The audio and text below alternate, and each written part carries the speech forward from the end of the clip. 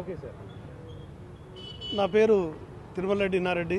37 సంవత్సరాల సుదీర్ఘ సర్వీస్ చేసిన అనంతరం 2 సంవత్సరాల సర్వీస్ వదిలేసి రాజీనామా చేసి ఇవాళ ఈ రాష్ట్రంలో సిపిఎస్లో ఉన్న ఉద్యోగ ఉపాధ్యాయులందరికీ కూడా పాత పెన్షన్ సాధించాలనే ధ్యేయంతో టీఎస్సిపిఎస్యు సంఘపక్షాన టీచర్ ఎమ్మెల్సీగా కరీంనగర్ కాన్స్టిట్యూన్సీలో నిలబడతా ఉన్నా. ఇప్పటి వరకు అధికారం అనుభవించినటువంటి సంఘాలు, ఎమ్మెల్సీగా ఎన్నికైన వాళ్ళు పూర్తిగా నిర్లక్ష్యం చేసినటువంటి ఈ సిపిఎస్ రద్దుని ముందుకు తీసుకొచ్చి ఈ దేశంలో అనేక ఉద్యమాల ద్వారా 5 రాష్ట్రాల్లో పాత పెన్షన్ సాధించినటువంటి సంఘం టీఎస్సిపిఎస్యు. ఆ సంఘపక్షాన నిలబడి వారి అభ్యర్థిగా ఉపాధ్యాయుల ముందుకు వస్తూ ఉన్నాం.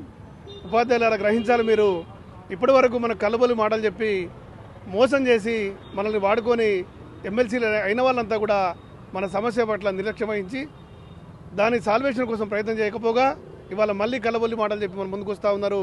దాన్ని వ్యతిరేకిస్తూ సిపిఎస్ రద్దుకే ప్రధాన ఎజెండాగా పనిచేస్తున్నటువంటి నన్ను బలపరచాల్సిందిగా విజ్ఞప్తి చేస్తూ, ఇవాళ ఈ దేశంలో సిపిఎస్ ఇంప్లిమెంట్ చేసిన సంఘం, ఈ సిపిఎస్ ఇంప్లిమెంట్ చేస్తూ నిర్ణయాలు తీసుకున్నటువంటి పార్టీ తరఫున కూడా ఒక అభ్యర్థి పోటీలోకి వస్తూ ఉన్నాడు. మళ్ళీ నేను సిపిఎస్ రద్దు చేపిస్తా అంటా ఉన్నాడు. వారికి వారి పార్టీ అభ్యర్థికి నేను ఒకటే సవాల్ విసురుతా ఉన్నా, మీరు ఆ స్కీమ్ కనుక రద్దు చేసినట్లయితే ఇప్పుడే పోటీల నుంచి విరమించుకొని మీ గెలుపు కోసం నేను ప్రయత్నం చేస్తాను.